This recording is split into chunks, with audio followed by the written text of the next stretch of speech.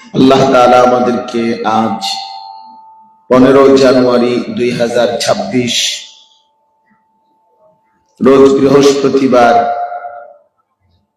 ফজর নামাজের পর চট্টগ্রাম সন্দ্বীপ বদিউজ্জামান হাই স্কুল মাঠে আজকের এই ফজর ক্যাম্পেইনে এতটা কনকনে শীত ঠান্ডা কুয়াশার মধ্যেই খোলা আকাশের নিচে আল্লাহ তাআলার রহমতের চাদরে আল্লাহ তাআলাই আমাদেরকে আসবার বসবার আল্লাহর জন্যই জমা হওয়ার তৌফিক দান করেছেন। আলহামদুলিল্লাহ। দয়া করে যাদের এই হাতে ধরা যে মোবাইলগুলো এগুলো বন্ধ করে দেন। আপনারা তো বসতেছেন দেখি আমি দেখতেছি যে ছবি উঠাইতেছেন, ভিডিও করতেছেন, মানুষদেরকে উঠাইতেছেন, তাহলে একটা লাইন কথা তো শুনলেন না মনোযোগ দিয়ে। তাহলে এই ঠান্ডা কুয়াশার মধ্যে ভিডিও করার কি দরকার? আর যাদের একান্তই ভিডিও করা খুব দরকার, আপনি দয়া করে উঠে গেলে ভালো হয়, অন্যদেরকে বসতে দেন। আপনারা উঠে গিয়ে এরপর এখানে আলহামদুলিল্লাহ নারকেল গাছ আছে, মোটরসাইকেল আছে, তারপরে আরো অন্যান্য পুকুর আছে, এগুলো ভিডিও করেন, কাজে দিন। একটা গোনেন, একটা হিসাব করেন যে এখানে মোট কতটা নারকেল গাছ আছে, একটা একটা করে আলাদা ছবি উঠাইয়া পৃথিবীকে জানান যে বদিউজ্জামান হাই স্কুল মাঠে মোট এতটা নারকেল গাছ আছে। কারণ কাজ না থাকলে তো একটা কিছু করা উচিত। আজাইরা মানুষ তো চিরা বাজাও দরকার। শুধু শুধু মানে ফজরের নামাজ পড়ে বসছেন এই ভোর সকালবেলা, উচিত তো আল্লাহর কথার প্রতি আন্তরিক হওয়া। এইটাকে বসে বসে ঘুরাইতেছেন। যাদের ইন্তেজামের সুবিধার্থে ওনারা সংরক্ষণ করছেন, আপনারা প্রত্যেকে মোবাইল বন্ধ করে অল্প একটু সময়, আমাকেও আবার অনেক দূর ফিরতে হবে, এজন্য দয়া করে প্রত্যেকে মনোযোগী হলে ভালো হয়। আল্লাহ তাআলা আমাদেরকে তৌফিক দান করে।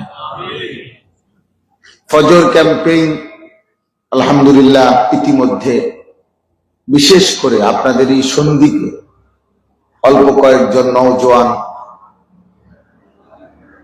ভাইয়ের আন্তরিক প্রচেষ্টায় আপনাদের কাছে ব্যাপক পরিচিত, এবং আমিও ব্যক্তিগতভাবে সারা বাংলাদেশে বহু ওয়াজে মাহফিলে সন্দ্বীপের ফজর ক্যাম্পেইনের কথা বলে থাকি, যার কারণে অন্যান্য অঞ্চলের অনেক মানুষ আপনাদের এই কথাটা জানে।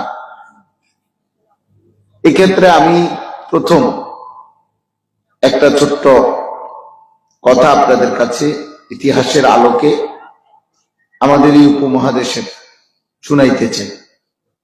আগে এতটুকু তো সবাই বোঝেনি, ফজর ক্যাম্পেইন, ক্যাম্পেইন মানে ইংরেজি শব্দ, প্রচারণা।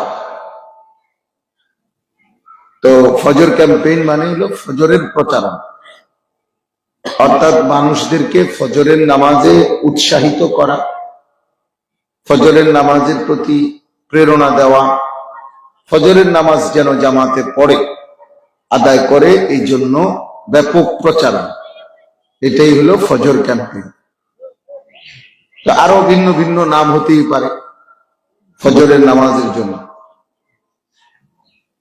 দ্বিতীয় কথা হলো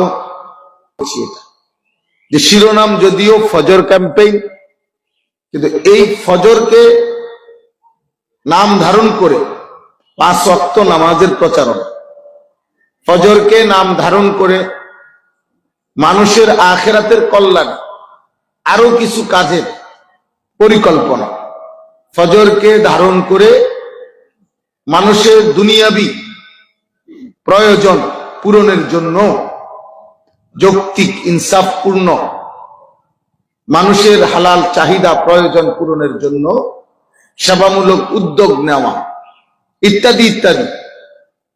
কিন্তু মূল প্রচলিত ধারার কোন রাজনীতি অথবা প্রচলিত ধারার কোন রাজনৈতিক দল অথবা প্রচলিত ধারার কোন রাজনৈতিক ব্যক্তিকে প্রতিষ্ঠিত করা, এই উদ্দেশ্য থেকে শতভাগ মুক্ত থেকে আল্লাহর জন্য, আখিরাতের জন্য আরো বহুমুখী কাজ ফজর ক্যাম্পেইনের সদস্যরা গ্রহণ করতে পারে চাইলে।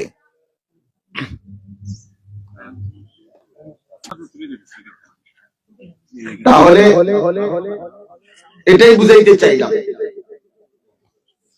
যে ফজর ক্যাম্পেইন শুধুই ফজরের নামাজ, এটা তার বড় শিরোনাম, তার মূল এজেন্ডা, কিন্তু এটাকে হাতে রেখে, সামনে রেখে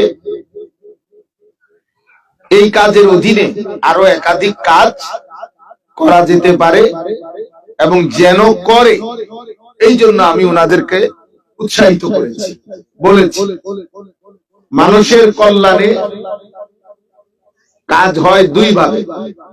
এক, মানুষের আখিরাতমুখী জীবন গঠন। দুই, মানুষের দুনিয়াভি বৈধ চাহিদা পূরণ। একটা হলো একটা মানুষের জিন্দেগি পরিবর্তন করে আখিরাতের জান্নাত উপযোগী জীবন গঠনের জন্য মেহনত করা। কিভাবে সে কবর, আখিরাত, হাসর, পরকাল, মিজান, ফুলসিরাত, জান্নাত, জাহান্নাম থেকে বাঁচা, এই জন্য কি করণীয়, এর জন্য মেহনত না করলে, চেষ্টা না করলে, অব্যাহত প্রচারণা না করলে, সবাই মিলে আন্তরিক হয়ে চেষ্টা না করলে এমনি হয় না। আপনি তাকে একটা বাংলা বই দিয়ে দিবেন, আপনি তাকে দুই চারটা কথা দুই একদিন বলে দিবেন, আর এতে করেই সে জুনায়েদ বাগদাদি হয়ে যাবে। জুনায়েদ বাগদাদি নিজে এত সহজে হয়ে যান না। দুই চারটা যে ভালো হয়ে চলবা, আল্লাহকে ডাকবা, কোনো অন্যায় করবা না, এই দুইটা কথা বললেই একটা মানুষ পরিবর্তন হয় না। একটা মানুষের জীবন গঠন এই দুই কথাই যথেষ্ট। দীর্ঘদিনের অব্যাহত মেহনত, প্রচারণা এর জন্য জরুরি, এর জন্য জরুরি। এই জন্য মানুষের প্রথম কল্যাণ তাকে আখিরাত চিনানো।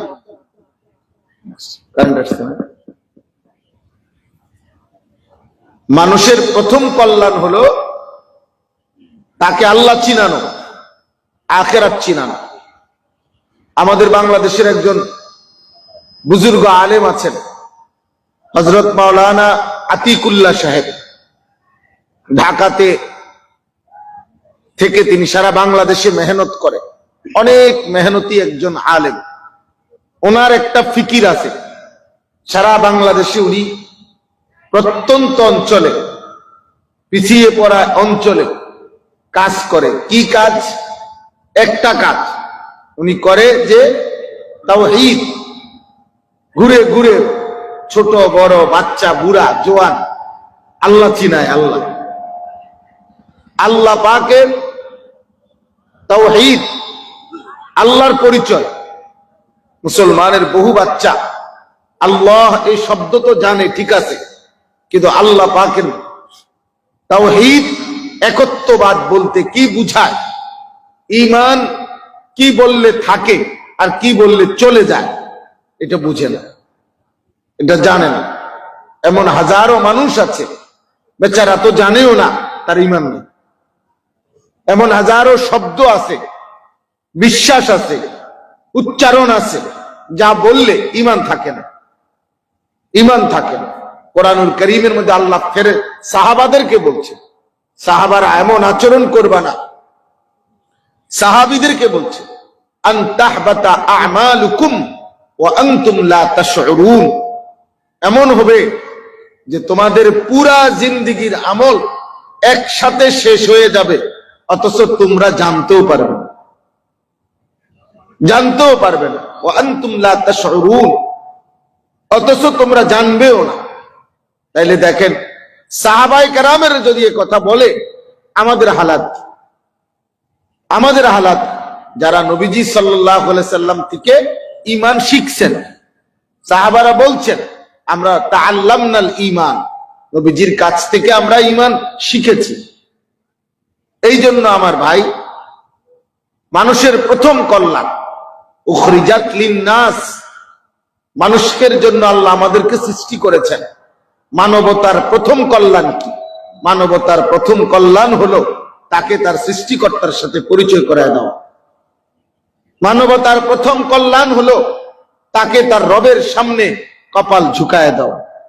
মানবতার প্রথম কল্যাণ হলো তাকে তার অনন্তকালের মৃত্যু পরবর্তী জীবনের জন্য তাকে স্মরণ করানোর পাথেয় সংগ্রহ করে দেওয়া, নয়তো তার কল্যাণ হবে না।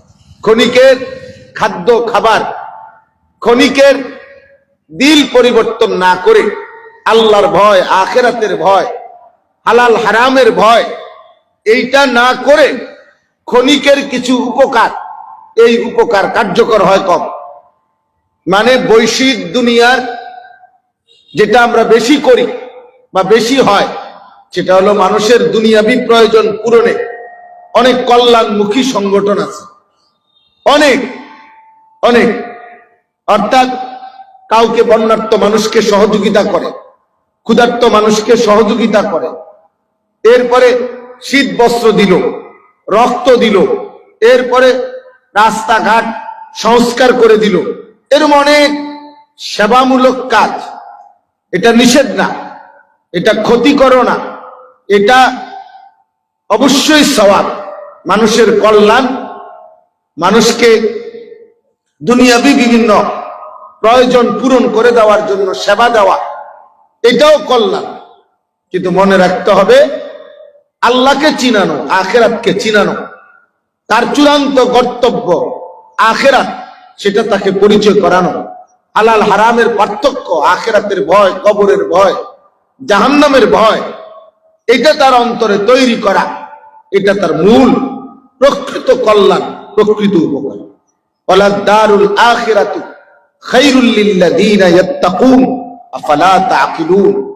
আল্লাহ তাআলা বলেন যে আখিরাতের ঘর জান্নাত, এটাই মুত্তাকিদের জন্য উত্তম।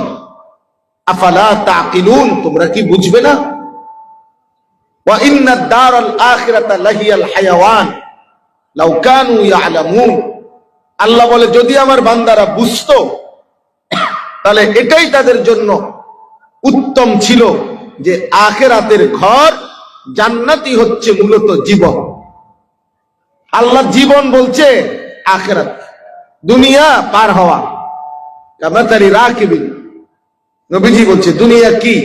নবীজি বলছে দুনিয়া এক মুসাফির পথিক, যে রাস্তা পার হচ্ছে, পার হইতেছে, মাঝ পথে প্রচন্ড গরমের কারণে একটা গাছের নিচে একটু সময় বিশ্রাম নিছে, আবার আপন গন্তব্যে চলে গেছে, গাছটাকে গাছের জায়গাতেই রেখে গেছে। আল্লাহ নবী বলেন ইন্নামা মাসালি ওয়া মাসালুদ দুনিয়া কারাকিবিন ইস্তাযাল্লা তাহতা শাজারা। আমার উদাহরণ আর দুনিয়ার উদাহরণ এমন, যেন এক মুসাফির পথিক চলতেছিল দূর কোন গন্তব্যে, পথিমধ্যে কোনো গাছের নিচে গরমের জন্য একটু ছায়া নেওয়ার জন্য সে বসলো, সুম্মা রাহা ওয়া তারাকাহা, অতঃপর কিছু সময় পরে আবার সেই আপন গন্তব্যে ছুটলো, গাছটাকে গাছের জায়গায় রেখে গেল। সেই আদম আলাইহিস সালাম থেকে কত মানুষ এই পৃথিবীর উপর দিয়া অতিক্রম করে করে আজ চলে গেল। এই কিছু সময় পার করে করে কেউই থাকলো না, আমরাও থাকবো না। কোথায় গেল বাপ, কোথায় গেল দাদা, কোথায় গেল পূর্বপুরুষ? অহংকারীরা কই, অনুগতরাও কই? কেউই নাই। সেজদা দিতে দিতে আব্দুল কাদের জিলানী হলেও কবরে যাইতে হয়, নাফরমানি করতে করতে ফেরাউন নমরুদ হইলেও কবরেই যাইতে হয়, পৃথিবী ছেড়ে দিতে হয়।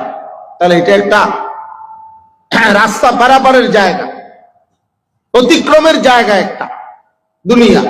তো জীবন কোথায়? তাই বেঁচে থাকার সার্থকতা, জীবনের সার্থকতা, জীবনের তৃপ্তি, বেঁচে থাকার সৌন্দর্য, খোদার কসম আখিরাত। কি বলেন না? লাহিয়াল হায়াওয়ান, আল্লাহ বলছে ওইটাই জীবন, ওইটাই লাইফ, এটা পার হওয়া, এটা পার হওয়া, দুনিয়া কোন রকম পার হওয়া, এতটুকুই জীবন। ওইখানে আনন্দ, ওইখানে মৃত্যু যার সাথে থাকে, অ্যাক্সিডেন্ট যার পাশে হয়, অসুস্থতা যার সঙ্গী, তার আবার তৃপ্তি কিসের? আমরা এমন এক জীবন পার করি, ভোগ করি, যে জীবনে প্রতি ঘন্টায় মৃত্যু পাশে থাকে, যে কোনো সময় মরে যাইতে পারে। 2, যে কোনো সময় অ্যাক্সিডেন্ট হইতে পারে। 2, 3, যে কোনো সময় অসুস্থ হয়ে যেতে পারে। তাহলে মৃত্যু যার সঙ্গী, অসুস্থতা যার সঙ্গী, অ্যাক্সিডেন্ট যার সঙ্গী, তার আবার আনন্দ কিসের? আনন্দ কিসের? তার আবার ফুর্তি কিসের? এই ফুর্তি অবস্থায় যদি মরে যায়, আমার শেখ আল্লামা মুফতি মুশতাকুন নবী কাসেমী হযরত বলেন, সব সময় বাসে গাড়িতে যে মানুষগুলো গান বাদ্য, নারীর ছবি, এই অস্থির দৃশ্যগুলো দেখে, আহা, এই মানুষগুলো চলন্ত পথে হাওয়ার উপরে চলতেছে, এই অবস্থায় যদি সে অ্যাক্সিডেন্ট করে, তাহলে মৃত্যুবরণ করে, এই বেচারা তো তওবা করার, আল্লাহকে একটা ডাক দিবার অনুভূতিও পাইল না, সে তো গুনারত অবস্থায় মরে যাবে। যার মৃত্যু হইল গুনার মধ্যে, যার মৃত্যু হইল পাপের মধ্যে, হায় দোস্ত, তার আখিরাত কি হবে? সে দাঁড়াবে কেমনে আখিরাত? আল্লাহ তাআলা কুরআনুল কারীমের মধ্যে বলছেন, প্রত্যেকটি মানুষের ঘুমের সময়, সূরা জুমারের মধ্যে আছে, আল্লাহ তাআলা তার রূহ, তার দেহ থেকে তার রূহ আলাদা করে রাখে। প্রত্যেক মানুষের প্রতিটা ঘুমকে বলা হয় মৃত্যুর ভাই, অর্থাৎ মৃত্যুরই একটি অংশ। তাহলে ঘুম মানে কি? ঘুম আসছে মানে কি? এই কিছুক্ষণের জন্য রূহটা দেহ থেকে আলাদা হয়ে গেছে, আলাদা। তাইলে আল্লাহ কোরআনে বলছে, ফায়ুমসিকুল্লাতী কাদা আলাইহাল মাউত ওয়া ইউরসিলুল উখরা ইলা আজালিম মুসাম্মা। আল্লাহ চাইলে রূহটা কারো জন্য আটকাইয়া রাখে, কারো জন্য ফেরত দেয়। দেও ইলা আজালিম মুসাম্মা, একটি নির্দিষ্ট সময়ের জন্য বারবার রূহ ফেরত দেয়, কিন্তু প্রতিবারই আমাদের দেহ থেকে রূহ ঘুমের সময় আলাদা করে আল্লাহ যেন বলে, বান্দা, এই নিতেছি দিতেছি নিতেছি দিতেছি দিতেছি দিতেছি, একদিন নেব আর দেব না, একদিন নেব আর দেব না, মানে দেব না। এরকম বহুবার তুমি মনে করছো তোমার রূহ আমি ফেরত দিছি বলে সব সময় এমনই হবে না, একদিন আর ফেরত দেব, একদিন রেখে দেবো আমার কাছে। তো আমার সবসময় আমরা এটা ভাবি যে রাত ভর সারাদিন 5 ওয়াক্ত নামাজ পড়লো না, রাত্রিবেলা যে ঘুমাইলো, সকালবেলা যে ঘুমিয়েই রইল, কোথায় গেল এশা, কোথায় গেল ফজর? আহা, এই ঘুম যদি আর না ভাঙে, এই রূহ যদি আর ফেরত না আসে। আমার আপন দুলা ভাইয়ের চাচা, উচ্চ শিক্ষিত মানুষ, উনি রাত্রিবেলা একদম স্বাভাবিকভাবে ঘুমাইছেন, সকালবেলা আবার দরজার সিটকারি ভাঙ্গা খুলে ভিতরে ঢুকছে, দেখছেন উনি মারাই গেছেন। কখন মারা গেছেন কেউ জানে না, কেউ জানে না। তাইলে ভাই, আমার বলার উদ্দেশ্য হলো যে এক মানুষের সবচেয়ে বড় কল্যাণ আখিরাতের কল্যাণ। আল্লাহ মনে করায় দাও, মাওলানা ইয়াহিয়া আপনাদের সামনে বলল, হযরত আলী রাদিয়াল্লাহু তাআলা মুখে নবী বলছে, আলী, একটা লোককেও, নবীজি বলছেন খায়বারের যুদ্ধের দিন হযরত আলীর হাতে নবীজি পতাকা তুলে দিছিলেন, আর বলছিলেন আজ আলীর হাতেই খায়বার বিজয় হবে। তখন আল্লাহ নবী সাল্লাল্লাহু আলাইহি সাল্লামের সাহাবী এই আলী, উনি বলছিলেন, ইয়া রাসূলুল্লাহ, আমি যাচ্ছি, শেষ দুশ্মন ইহুদিরা খায়বারের মধ্যে ছিল, একটা লোক বাকি থাকতে আমি ফিরবো না, সব আজকে সমান করে লাম সোজা। আলী তো আলী, কইছে তো কইছে, আসলেই সমান করে ফেলল। আল্লাহ নবী সাল্লাল্লাহু আলাইহি সাল্লাম তখন আলীকে বলছে, আলী না না থামো, প্রত্যেককে আগে কালেমা পেশ করবা, ইমানের দাওয়াত দিবা, এর আগে কারো গায়ে আঘাত করবা না। তখন আল্লাহ নবী তখন ওনাকে বলছে, আলী মনে রেখো, তোমার বলার দ্বারা যদি কোনো এক আল্লাহর বান্দা হেদায়েত পায়, কালেমাওয়ালা হয়, আল্লাহ চিনে, আখিরাত চিনে, হায় আলী, গোটা আরবের লাল চিহ্ন বিশিষ্ট সবগুলো দামি ওট তোমাকে হাদিয়া দেওয়ার চাইতে সেটা কোটি গুণে উত্তম। এ তোমার জীবনের সবচেয়ে বড় আয়োজন। আমি এক ভাইকে আল্লাহর পথ দেখাইছি, বলতেছিলাম এটা জরুরি বাপ,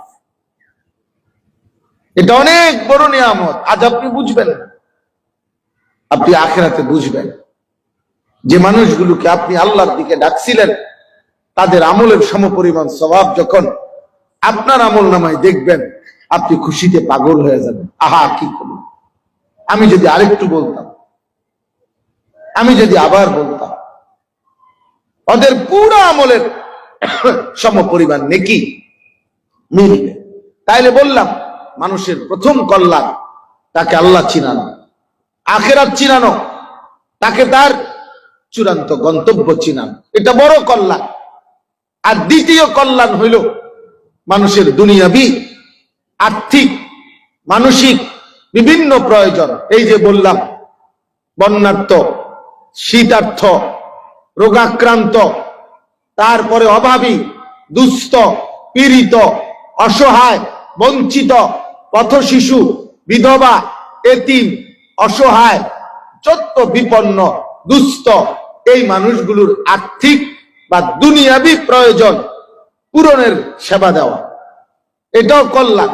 কিন্তু এটা দ্বিতীয় স্টেপ। আজ আমাদের মধ্যে এইটার প্রবণতা অনেক আছে, কিন্তু আল্লাহ চিনানো, আখিরাত চিনানো এটা কম, এটা কম। নিজের মধ্যেও আখিরাতের প্রেরণা কম, মানুষের সেবাও আছে অনেক। আমি কালকে রাত্রেও বলছি, ছেলেটা প্রতি মাসে, প্রতি 15 দিনও রক্ত দেয়। যখন যে কোনো বিপদগ্রস্ত মানুষ হইলে সে রক্ত দিতে রাজি আছে তার জন্য, কিন্তু যখনই অবসর হয় তখনই ছবি দেখে, তখনই উলঙ্গ নাচ দেখে। মনে বুঝেন নাই কথাটা? যতবার ডাকে সে ততবারই প্রয়োজনে কোমর সমান পানিতে নাইমা মানুষকে আপনার ত্রাণ দিবে।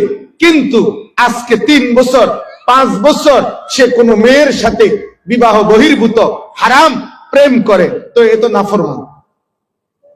তো তুই বেটা শীত বস্ত্র দিয়ে কি আর রক্ত দিয়ে কি, তোর আখিরাত কি হবে? আখিরাত কি হবে বাবা?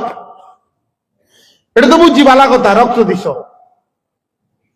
এটা তো বুঝছি, তারে প্রত্যেকের একটা একটা কম্বল দিছ। আখিরাত? এই জন্য এটাকে নিরুৎসাহিত করছি না। সেবামূলক কাজকে আমরাও করি আলহামদুলিল্লাহ, কিন্তু আমি দেখছি আমার ছোট্ট অভিজ্ঞতায়, রিক্সা দিছি, সেলাই মেশিন দিছি বহুবার, কমপক্ষে 6 মাস 3 মাসের মাথায় আবার খোঁজ নিছি, রিক্সাও নাই, সেলাই মেশিনও নাই, নাই এগুলা। কই ভাই এগুলা কই দিলাম যে আপনা করে, এগুলা কি করছেন? কয় এগুলা বিক্রি করে আবার আরেকটা কিছু কিনছে বা অন্য কিছু করছে। তো কেমনে পরেরটা কেমনে কিনলেন?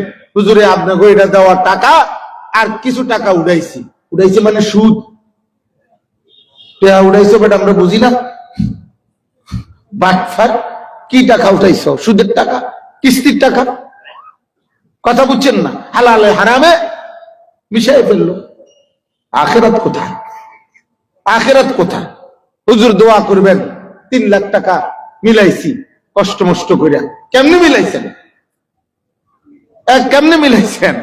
আমার কাছে হুজুর জমানো ছিল 1 লাখ, 2 লাখ টাকা লইছি। কেউ কইতে লইছেন? এটা মারির তলেতে না নারকেল গাছের সুদে? কিস্তিতে কিস্তিতে। আল্লাহ নবী সাল্লাল্লাহু আলাইহি ওয়াসাল্লাম বলছেন, লাআনাল্লাহু আকিলার রিবা ওয়া মুকিলাহু ওয়া শাহিদাইহি ওয়া কাতিবাহু। আল্লাহ নবী বলছেন, যে সুদ খায় তার উপরে আল্লাহর লানত, যে সুদ দেয় তার উপরে আল্লাহর লানত, যে সুদের সাক্ষী হয় তার উপরে আল্লাহর লানত, যে সুদের কথা লিখে দেয় তার উপরে আল্লাহর লানত। লানত তার উপরে, লানত। তো বেটা লানতের জিন্দেগি নিয়া কম্বল দিলে কি লাভ হবে? লানতের জিন্দেগি নিয়া বনরুটি খাওয়াইলে কি লাভ হবে বলেন? অতএব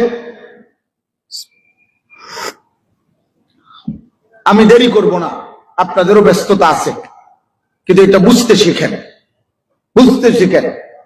আখিরাত বড় জিনিস বাপ, আল্লাহর কাছে যাওয়ার অনুভূতি, পরকালের অনুভূতি। পৃথিবীর সকল যুগে কাফের বেঈমান মুশরিকদের অব্যাহত সর্বযুগের চেষ্টা, মনে রাখবেন, প্রত্যেক যুগের জাহিলিয়াত, প্রত্যেক যুগের বেঈমান নাফরমান পাপী, তাদের একটাই বড় চেষ্টা, আল্লাহর বান্দাদেরকে আখিরাত ভুলায় দাও। ফুর্তি করো, নাচো, গাও, দুনিয়া ভোগ করো, জীবন একবারই, লাইফ একবারই। কথা এটা আমরাও কই, হেরাও কয়, জীবন একবারই, এটা আমিও কই, এও। কিন্তু আমরা বলতে চাই জীবন একবার, আর আসবেন না, অতএব এখনই আমল করেন। ওই বলতে চায় জীবন একবার, আর আসবে না, এখনই ফুর্তি করো। কথা একই, দৃষ্টিভঙ্গি ভিন্ন, দৃষ্টিভঙ্গি ভিন্ন। আর শুধু দুনিয়া শিখাইতে চায়, দুনিয়া ভোগ করতে চায়। আজকের গোটা ইউরোপ কিসের আয়োজন? আখিরাতের আয়োজন, আখিরাতের আয়োজন। হেলিকপ্টার দিয়ে ঘাস দেয়, কত আধুনিক করছে, কত আধুনিক করছে। প্রতিনিয়ত চেষ্টা, আরো দ্রুত গতি, আরো দ্রুত গতি। 30 যেই বাহন 1 ঘন্টায় পৌঁছাইতো, তো সেটা এখন আধা ঘন্টায় পৌঁছায়, সেটা 20 মিনিটে পৌঁছায়, সেটা 5 মিনিটে পৌঁছায়। চেষ্টা হলো বিদ্যুতের গতিতে পৌঁছানো, অর্থাৎ শুধু গতি, শুধু আরো গতি, আরো গতি। 3G, 4G, 5G, 6G, আরো আগো, আরো দ্রুত, আরো দ্রুত, আরো দ্রুত, আরো গতি, আরো সুন্দর, আরো চাকচিক্য, আরো আধুনিক, আরো মডার্ন, আরো ভোগ। নারীকে আপনার ওই দিন আমার এক 3 পিসওয়ালা এক কোম্পানির উনি বলল, কয় যে শুধু হুজুর আমাগো কোম্পানির 3 পিস আছে কমপক্ষে 4,500 ডিজাইন। 4,500 ডিজাইন যদি একটি কোম্পানির 3 পিসের মডেল হয়, ডিজাইন হয়, সব দিয়ে একসাথ করলে, 30টা কোম্পানি একসাথ করলে, 50টা কোম্পানি একসাথ করলে, নারীকে পৃথিবীর মানুষের কাছে লোভনীয়, আকর্ষণীয়, এই পুরুষের চোখে, এই যুবকদের চোখে নারীকে অসভ্য হিসাবে উপস্থাপনের জন্য কত লক্ষ আইটেম, কত চেষ্টা। জীবনের আয়োজন, দুনিয়ার আয়োজন, ইউরোপের আয়োজন, পাশ্চাত্যের আয়োজন, বাকি সব ফিকির। এটা কিন্তু আল্লাহর কোরআন, নবীর সুন্নাহ, উলামায়ে কেরাম, আউলিয়ায়ে কেরাম, এই সবটার ফিকির আখিরাতের আয়োজন। ওই ভাই, ওই ছেলে, এই বেটা তুই উঠে যা, বেটা, এই বেটা ফালতু ছেলে, বেটা বাইরে, বেটা এখান থেকে, বেয়াদব কোথাকার। বেটা নিষেধ করলাম না বেটা মোবাইলের ছবি তুলতে, ফাজিল, যাও বেটা এখান থেকে। বেটা তোমার মতো ফালতু না বসলে কি হবে বেটা? এটা কি ভোটের জন্য আসছি আমি আপনার এখানে? যে কোনো ভাবে আপনাদের ভোট চাই, আপনারা খারাইয়া মতেন আর বইয়া মতেন আমার ভোট দিবেন।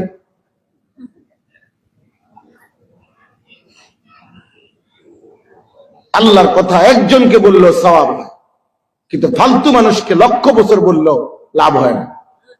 যে কলস উল্টানো, সে কলসে পানি পড়ে না। যেই গ্লাস উল্টায় দিছে, ওই গ্লাসে আটলান্টিক মহাসাগরের পানি ঢাললেও ওই গ্লাসে পানি কি হবে না? কারণ এটা তো গ্লাস উল্টানো। এই জন্য যে দিল বিক্ষিপ্ত, ওই দিলে কথা ঢোকে না। হাদিসে আমরা নিজে পড়ছি, সাহাবায়ে কেরাম বলতেন, আমরা নবী সাল্লাল্লাহু আলাইহি সাল্লামের কথা যখন শুনতাম তখন মনে হতো আমাদের মাথা আমাদের দেহ থেকে আলাদা করে রাখছে, মাথায় নাই লড়ব করতে, এমন ছিল। কসম খোদার হাদিস এটা, মাথা আমাদের শরীর থেকে যেন বিচ্ছিন্ন। যাই হোক, তাইলে বলতেছিলাম আপনাদের এই কথাটাই, আজ পাশ্চাত্য, আজ ইউরোপ, আজ আধুনিক পড়ালেখা, চমৎকার অত্যাধুনিক স্যুট পরা, বুট পরা, একদম স্প্রে করে নিছে চুল টুল, একদম অত্যাধুনিক, কিন্তু সেজদা নাই, নামাজ নাই। আল্লাহ ছিলেন না বেটা, কথা তো খুব সুন্দর, স্যুট বুট তো খুব পরিচ্ছন্ন, ভদ্রলোক, কথার বাংলা উচ্চারণ অনেক সুন্দর, ইংরেজি উচ্চারণ অনেক সুন্দর, কিন্তু এক খোঁচা দিছে 1 কোটি টাকা নাই। এক খোঁচা দিয়া কলমের 300 কোটি টাকা মাইরা দিছে। কি ভদ্রলোক, টেহা মারলা কেন? তুই তো ভদ্র চোর, কথা বলেন না কেন? তুই তো ভদ্র ডাকাত, তুই তো ভদ্র হারাম খোর বেটা। আল্লাহ কোথায়? আখিরাত কোথায়? মৃত্যু কোথায়? কবর কোথায়? পরকাল কোথায়? তুমি বুঝলে, আমরা এটা বুঝি না, আমরা বেকুব। আপনি ভাত খাইয়া বড় হইলে, আমরা হুজুররা চিরা খাইয়া বড় হইছি মিয়া, এটা বুঝবো না কেন? আপনার সার্টিফিকেট থাকলে, আমারও তো সার্টিফিকেট আছে, আমার কয়টা লাগবে সার্টিফিকেট? আমার এই মৌলানা কুষ্টিয়া ইসলামী ইউনিভার্সিটি থেকে অনার্স মাস্টার্স করা, আলহামদুলিল্লাহ। আমার ছাত্র, আমার এই সমস্ত কাজের ফিকির করে। আমি আনছি কালকে ওর সাথে করে, যে তুমি ফজর ক্যাম্পেইনের, ও নিজেও ওয়াইস আলেম, বলছি ফজর ক্যাম্পেইনের এটা দেখো, ওই ভাইদের কাছে কথা কও, 1 মিনিট হইলেও বলো। তাইলে আমার বলার উদ্দেশ্য হলো, দোস্ত আমার, আমি ছোট করছি না, জেনারেল পড়ালেখা আমরাও পড়ছি। আমি কুমিল্লা ভিক্টোরিয়া কলেজ থেকে মাস্টার্স পাস করছি, সায়েন্স বিজ্ঞান বিভাগ থেকে এসএসসি দাখিল পাস করছি 1998 ইংরেজিতে। বলার উদ্দেশ্য হলো, বাদ দিচ্ছি না তো আমরা বাদ দিলাম কই? আমরা তো কোনোদিন হারাম বলি নাই, আমরা তো বলি নাই বাংলা, অঙ্ক, ইংরেজি, পদার্থ, জীববিজ্ঞান নিষেধ, আমরা তো কোনোদিন নিরুৎসাহিত করি নাই। কিন্তু 16 বছর ছেলেটা পড়লো, 12 বছর ছেলেটা পড়লো, পরে 16 বছরের পড়ালেখার মধ্যে আল্লাহর কোরআন পড়ার জন্য আধা ঘন্টাও জায়গা দিলেন না। আপনাদের বিবেকে কি হলো মিয়া? আপনাদের বিবেক কোথায়? জেনারেল শিক্ষিতদের বিবেক কোথায়? পরে মালিক বুলাইলা কেন? 16 বছর পড়ালেখা করার পরে 4 রাকাত নামাজ পড়তে পারে না মুসলমানের বাচ্চা, পরে এমন আল্লাহ বুলাইলেন কেন? বলে 16 বছর পড়ার পরেও ছেলেটা মাস্টার্স পাস করার পরেও আত্তাহিয়াতু শুদ্ধ বলতে পারে না, দোয়ায়ে কুনুত শুদ্ধ পড়তে পারে না, নামাজ হইব পরিমাণ 4টা সূরা ঠিক করতে পারে না, 365 দিনে একদিনও ফজরের নামাজ পড়ে না। পরে কি মুসলমান বানাইলেন? পরে কি মানুষ বানাইলেন? সেজদাবিহীন মানুষ হয় কেমন? আল্লাহ না চিনলে মানুষ হয় কেমন? সৃষ্টিকর্তা না চিনলে মানুষ হয় কেমন? মালিক না চিনলে মানুষ হয় কেমনে বেটা? এই যুবক ছেলে বেটা, তোদেরকে বলি বেটা, যারা মনে করছো জীবন মানে শুধু ভাত আর পেশাব, জীবন মানে নারী আর উলঙ্গ ছবি আর এই মোবাইল টিপা বেটা, শুধুমাত্র দুনিয়া ভোগ করা, খোদার কসম বেটা, দুনিয়া তো কুত্তাও ভোগ করে বেটা, কুত্তা বেটা দুনিয়া ভোগ করে বেটা। যা বেটা দেখ তুই বেটা, যেই পৃথিবীতে তুমি খাও, কুত্তাও তো এই পৃথিবীতে খায়। জীবন মানে শুধু দুনিয়া ভোগ করা, তো জানোয়ারের সাথে তফাৎ কি? কুকুরের সাথে পার্থক্য কি বেটা? মানুষ হও, মানুষ, আল্লাহ চিনো, আখিরাত চিনো, সেজদা চিনো, সেজদা চিনো। আমি অনুরোধ করলাম, আমার অনুরোধ এটা, একজন বাবা, একজন ভাই আল্লাহকে ভুলে গেলে মুসলমানের পরিচয় থাকে না। সেজদা না দিলে সে মুসলমান হয় না, নামাজ না পড়লে সে মুসলমান থাকে না রে আব্বা। নবীজি বলছেন, এটা বিশুদ্ধ হাদিস, মান তারাকা সালাতাম মুতাআম্মিদান ফাকাদ কাফারা, যে ইচ্ছে করে নামাজ ছেড়ে দিল, ফাকাদ কাফারা, সে কুফরি করল। নবীজি বলছে,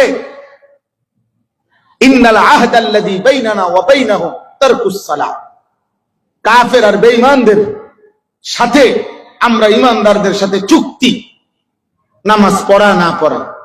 আশ্চর্য কথা এটা হাদিস। অর্থাৎ নবীজি যেন বুঝাইছে একটা ইহুদিরে, একটা খ্রিস্টানের লগে, একটা হিন্দুরে বলছে, তোর সাথে আমার চ্যালেঞ্জ, তোর সাথে আমার চুক্তি, দেখবি আমি আল্লাহকে সেজদা দেব, তুই দেবি না, আমার এমন পাবি না যে আমি সেজদা দেব না। এই জন্য যারা নামাজ পড়ো না বেটা, তোমরা জানো তোমার নবীর চুক্তিকে ইহুদিদের সাথে, খ্রিস্টানদের সাথে, বেঈমানদের সাথে, নবী তো সেদিন গর্ব করে বলছিল, তোদের সাথে আমার ফায়সালা এটা, আমি নামাজ পড়বো, তোরা নামাজ পড়স না, আমি সেজদা দেব, তোরা সেজদা দেস না, আমার উম্মত সেজদা ইমানদার দেবে, তোরা দিবি না। এই পার্থক্য তোদের সাথে আমার। আজকে যারা নামাজ পড়ো না বাপ, তোমরা তো আল্লাহর নবীকে অপমান করছো। কিয়ামতের দিন ওই ইহুদির বাচ্চা তো বলবে, এই মুহাম্মদ, তুমি না বলছিলা তোমার ইমানদার উম্মত নামাজ পড়বে, কই এটা কি আমল নামা? এখন দেখো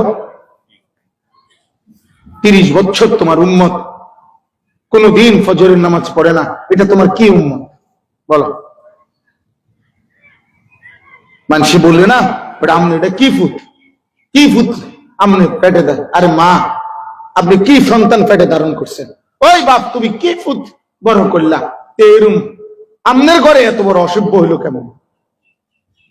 আখিরি নবীর উম্মত এত বড় সুদখোর হয় কেমন? আখিরি নবীর উম্মত এত বড় চরিত্রহীন হয় কেন? তুমি শেষ নবীর উম্মত না? তুমি কেমনে সারা রাত উলঙ্গ ছবি দেখো? তুমি আখিরি রাসূলের উম্মত না? জীবন ভোগ করছো আর আমরা সিরা খাই, আমরা জীবনের কিছু পাই নাই। হ্যাঁ, নাফরমান মনে রাখবা ভাই, পাপীরা পৃথিবী যা ভোগ করে ইমানদার তাই ভোগ করে। বরং ইমানদারের পৃথিবীতে আল্লাহর সাথে সম্পৃক্ততা থাকে, আখিরাতের সাথে সম্পৃক্ততা থাকে। বাদ তুমিও খাও, আমিও খাই, কেউ এশার নামাজ পড়ে খায়, কেউ নামাজ না পড়ে খায়। সকালের নাস্তা তুমিও খাও, আমিও খাই, কেউ ফজরের সেজদা দিয়ে খায়, কেউ ফজরের সেজদা ছাড়া খায়। ফজরের নামাজ যে পড়ে না, আউলিয়া বুজুর্গরা বলে, ফজরের নামাজ যে পড়ে না, ভোরের কুত্তা, সকালের কুত্তা আল্লাহর কাছে বলে, আল্লাহ প্রথম চোখ মেলে কোন বেনামাজিকে যেন না দেখি। তোরে কুত্তা ঘৃণা করে, কুত্তা তারে দেখতে চায় না, আল্লাহর কাছে বলে। এই জন্য ফজরের নামাজ মুমিনের নামাজ, ফজরের নামাজ মুমিনের নামাজ। ফজরের নামাজ ইনকিলাব, পরিবর্তনের সময়। ফজরের ওয়াক্তে পূর্ববর্তী জামানার বহু জাতি আল্লাহ ধ্বংস করে দিছে, নাফরমান। পুর ফজরের ওয়াক্তে ইমানদারের বিজয়। কোরআনে আছে, ওয়াল আদিয়াতি দবহা ফাল মুরিয়াতি কদহা ফাল মুগীরাতি সুবহা, ফাল মুগীরাতি সুবহা।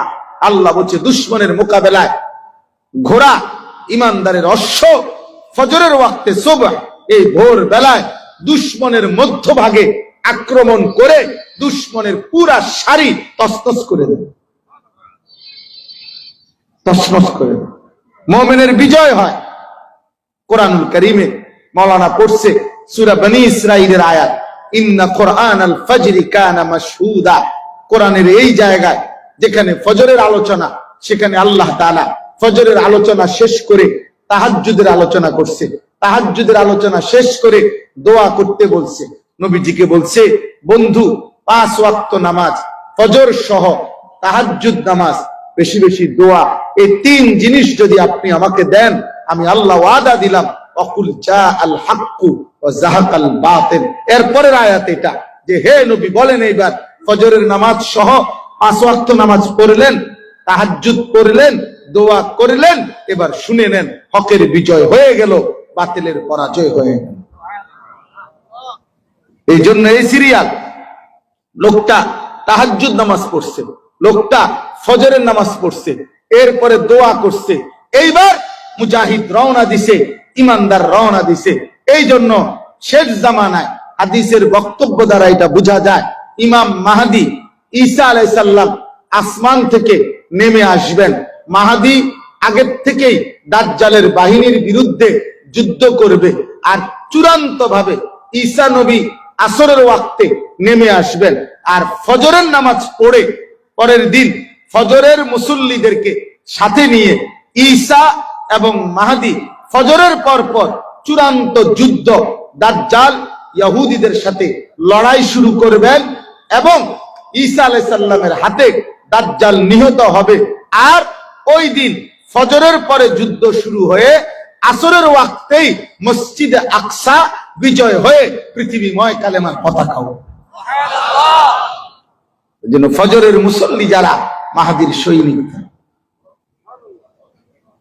ফজরের মুসল্লি যারা পৃথিবীময় কালেমার পতাকা উড়াবে ইনশাআল্লাহ।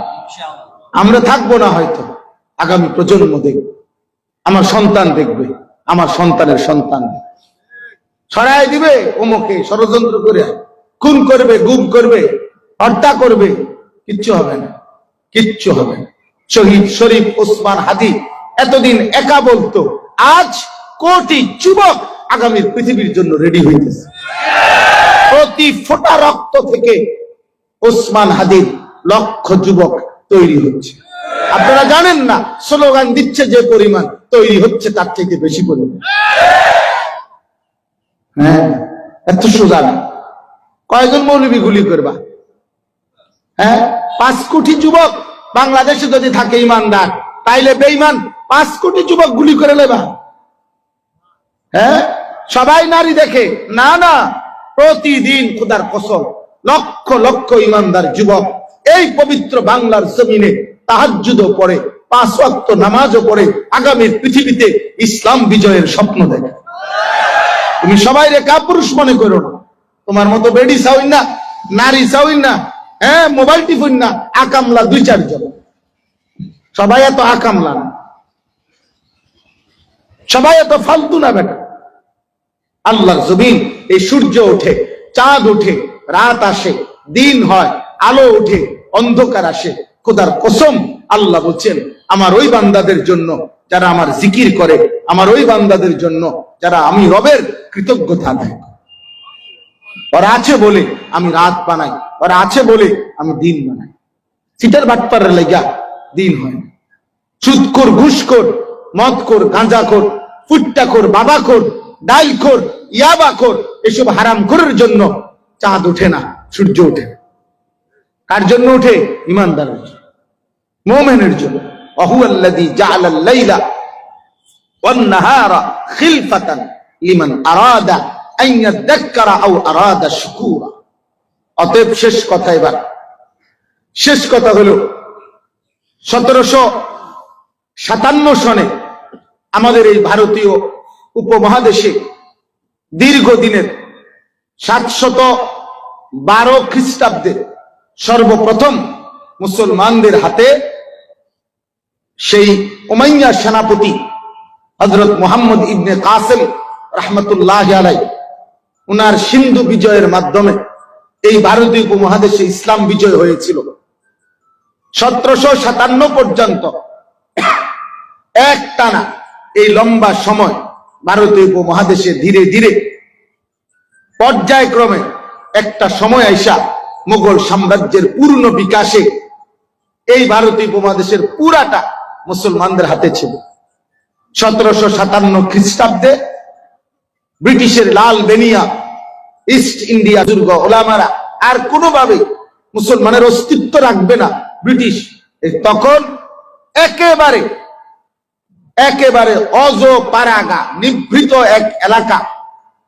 আপনার 1866 খ্রিস্টাব্দে অর্থাৎ আজাদী আন্দোলনের 9 বছরের মাথায় এই পৃথিবীতে একেবারে গোপন নীরব নিবৃত এক পল্লীতে ঐতিহাসিক দারুল উলুম দেওবন্দ মাদ্রাসা প্রতিষ্ঠিত হয়েছে 1866-তে। সেদিন দারুল উলুম দেওবন্দ প্রতিষ্ঠিত হয়েছিল ওই অজপাড়াগায়। ওইখান থেকে উনারা স্বপ্ন দেখেছিলেন যে সারা পৃথিবীময় আল্লাহর দ্বীন প্রচার প্রসার করবেন আর এই উপমহাদেশের মুসলিম আজাদি ফেরত আনবেন।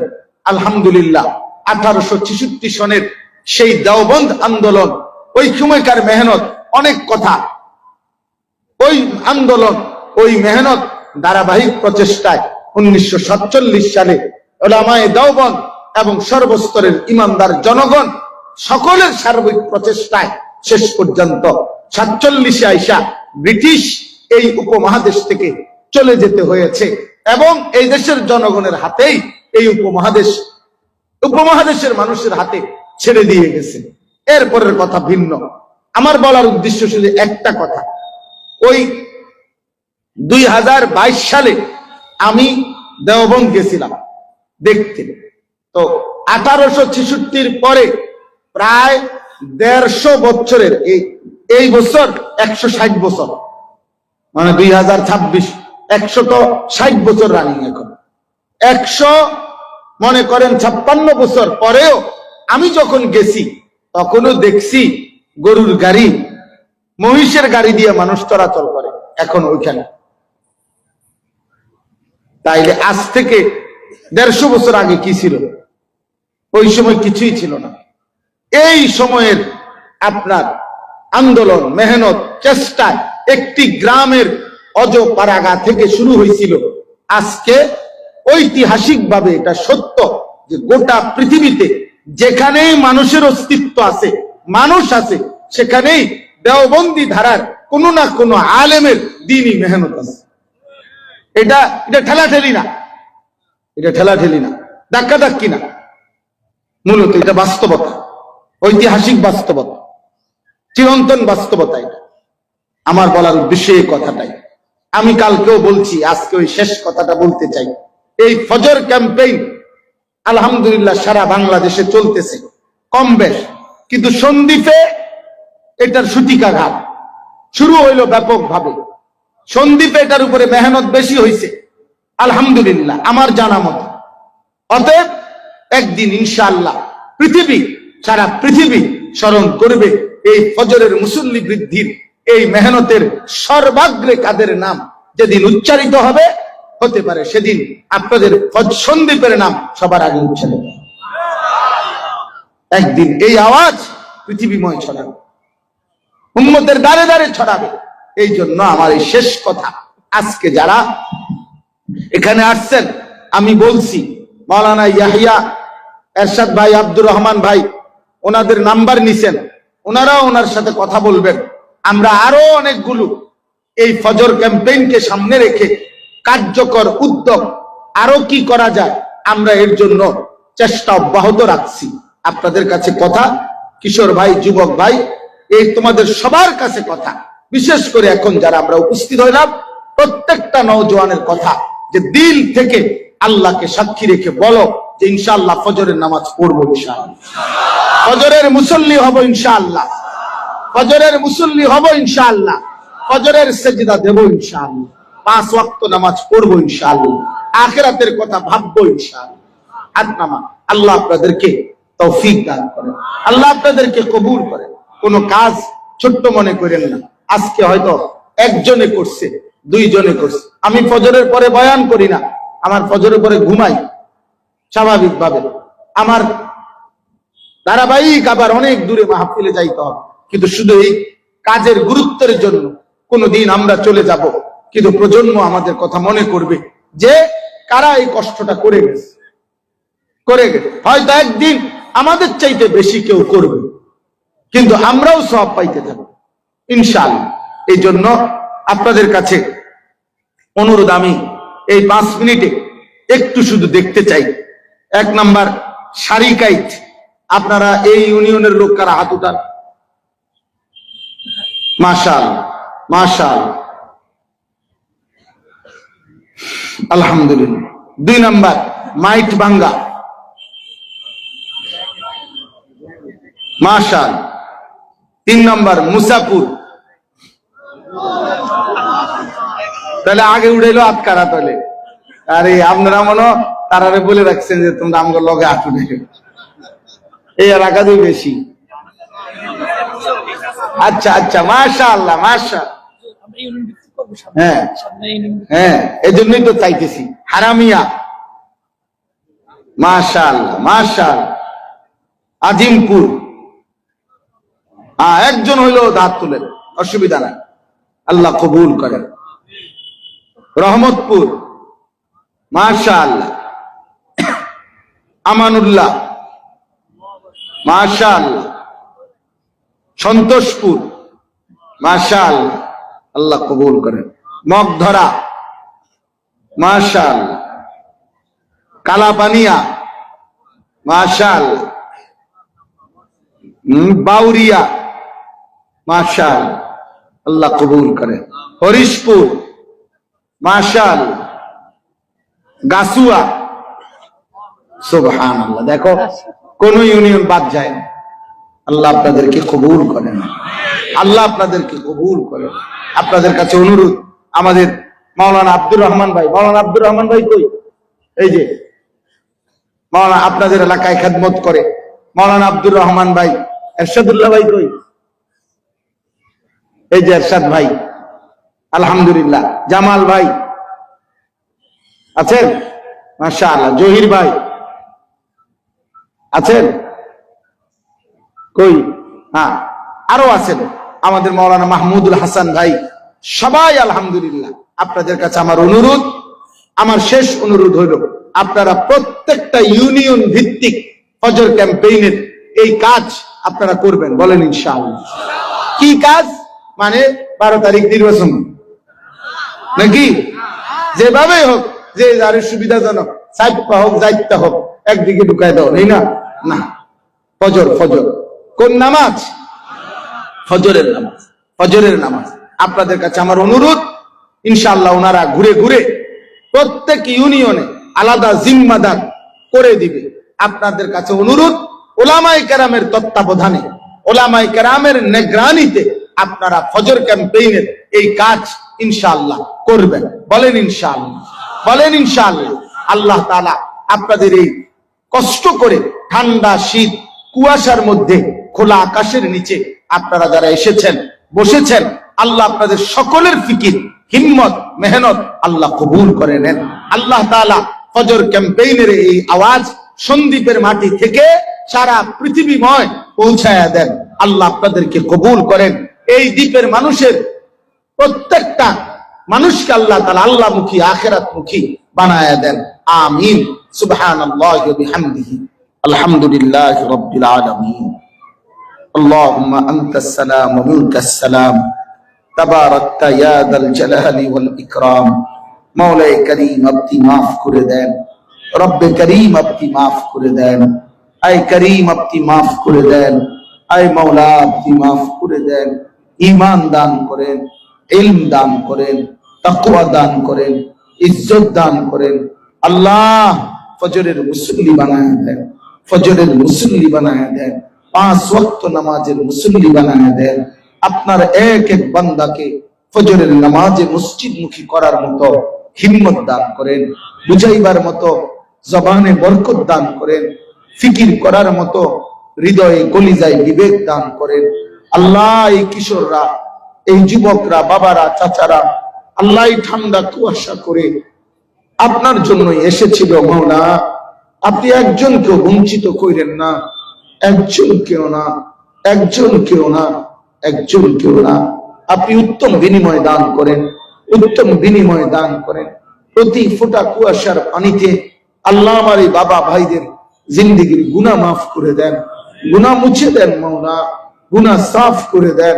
আল্লাহ, যে ভাইদের, যে উদ্যমী বাবাদের ফিকিরে এই ফজর ক্যাম্পেইন চলতেছে, আল্লাহ আপনি এদেরকে এই মেহনত নাজাতের উসিলা বানায় দেন, নাজাতের উসিলা বানায় দেন। আরো যুবকদেরকে এই কাজের সাথে অংশগ্রহণ করার তৌফিক দান করেন। আমাদের প্রত্যেককে মানুষের কল্যাণে, আখিরাতের ফিকিরে কিছু করার তৌফিক দান করেন। আল্লাহ, আল্লাহ এই মেহনতকে কবুল করেন, ইখলাস দান করেন, ইখলাস দান করেন। আল্লাহ প্রত্যেককে সেজদাওয়ালা কপাল বানিয়ে দেন, কাঁদনেওয়ালা চোখ বানিয়ে দেন।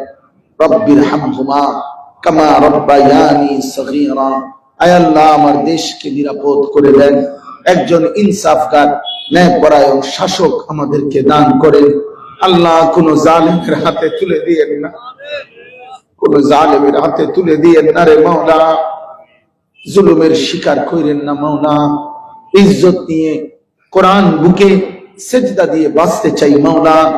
বিবি বাচ্চাদেরকে ঈমান আমলের উপরে রেখে যেতে চাই। আপনি তৌফিক দান করেন, আপনি কবুল করেন, আপনি কবুল করেন, আপনি কবুল করেন। অসুস্থ বিমারি যারা শিফা করে দেন, কবরবাসীদেরকে মাফ করে দেন। প্রত্যেকের রিজিকে কামাইতে হালাল বরকত দান করেন, অভাব দূর করে দেন, ঋণ মুক্ত করে দেন, পেরেশানি আসান করে দেন। আল্লাহ আপনি আমার এই বাবা ভাই, আল্লাহ আমার এই বন্ধুদেরকে, নওজওয়ানদেরকে আগামীর মাহদির সৈনিক হওয়ার তৌফিক দান করেন। শহীদ শরীফ উসমান হাদি রাহমাতুল্লাহ আলাইহি, আল্লাহ এই যুবকের খবর আপনি নূরে নূরে ভরপুর করে দেন। তার প্রতি ফোঁটা রক্ত থেকে হাজারো লাখো ইমানদার দেশপ্রেমিক যুবক আপনি তৈরি করে দেন। রব্বির হামহুমা কামা রব্বায়ানি সগীরা।